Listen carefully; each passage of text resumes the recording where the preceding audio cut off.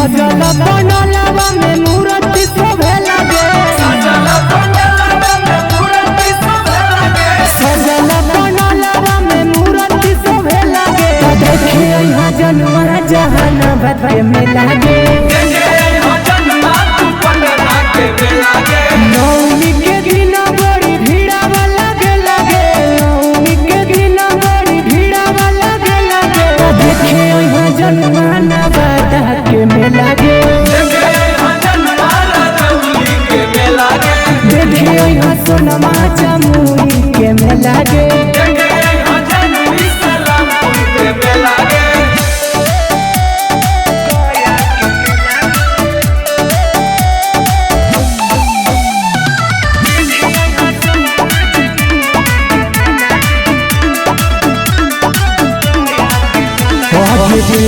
भली है फरक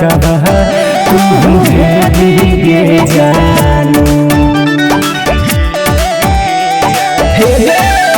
तो खुश हो तुन हमनी कमैया दे दिए जानू आगे भर लोटा जल ली है फल फूल के लगे भर लोटा जल ली है फल फूल के लगे देखिए यहाँ जनुआ तू राजगिर के मेला गे देखिए यहाँ सोना से खपूरा के मेला गे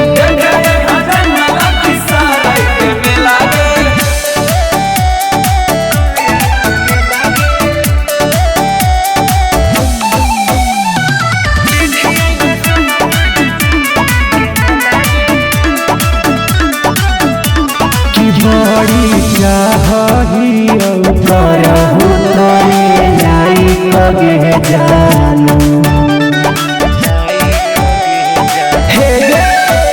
आगे तोरे ना बेच देबो अपन पुराना कहताई कगे जानू